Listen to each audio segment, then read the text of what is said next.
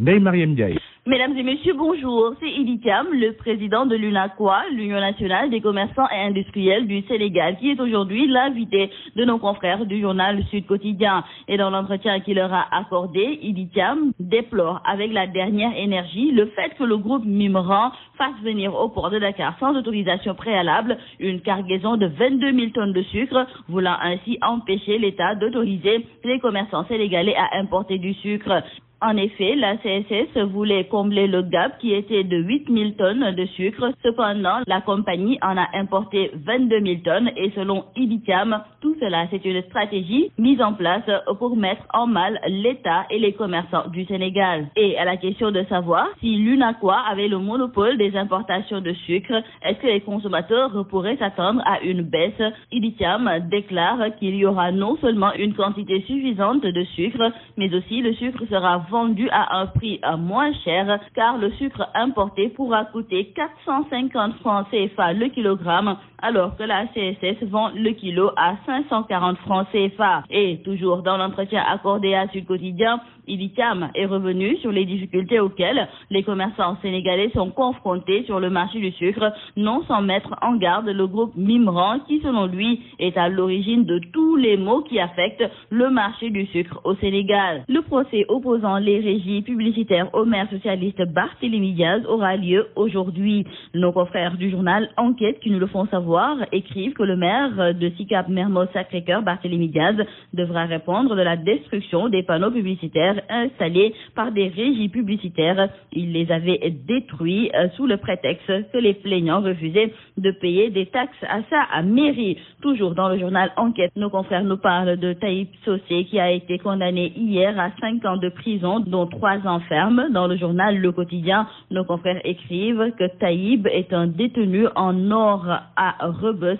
Et dans le journal Grand Place, nos confrères nous racontent le film de l'arrestation, puisque Taïb Socé a été cueilli en pleine audience. Et nos confrères écrivent, ne sachant plus à quel sens se vouer, il sort de sa poche la clé de son véhicule et ses 2 téléphones portables qu'il remet à son épouse. La dame en sanglots est rapidement évacuée de la salle au moment où son mari est conduit au box des accusés. Maintenant, reste à savoir si Youssou Ndour, son patron, qui était impliqué pour sa libération le 25 juillet 2012, va encore user de son pouvoir de ministre conseiller pour le libérer. Cette question, ce sont nos confrères du journal Zoom Info qui se la posent.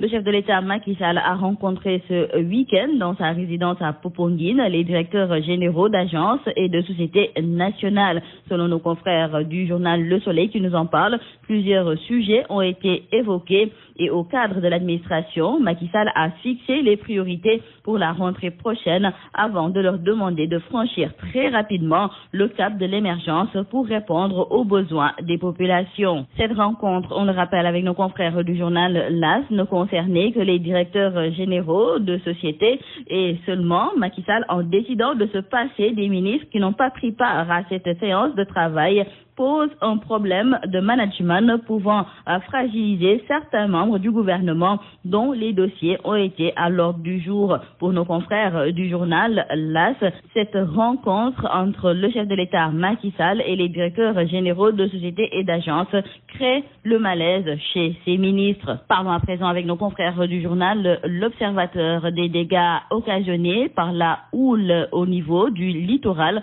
Nos confrères nous indiquent que c'est une catastrophe puisqu'à Anne, plus de 200 maisons ont été détruites.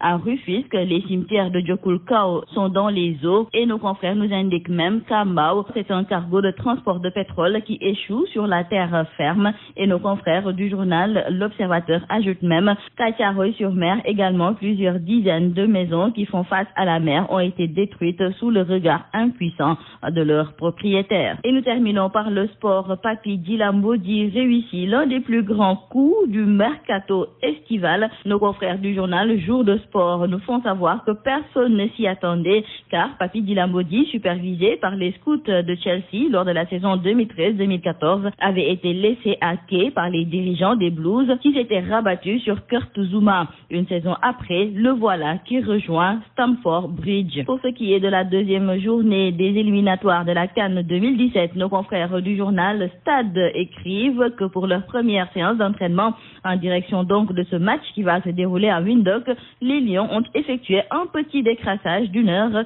hier pour gommer les effets de leur journée de championnat durant le week-end. Et nous terminons par la lutte. Nos confrères de Sunu Lamb nous parlent de cette nouvelle configuration au sommet de l'arène. Au moment où Bombardier plane, c'est Eumeu qui titille le roi des arènes. C'est tout à vos journaux et très bonne lecture.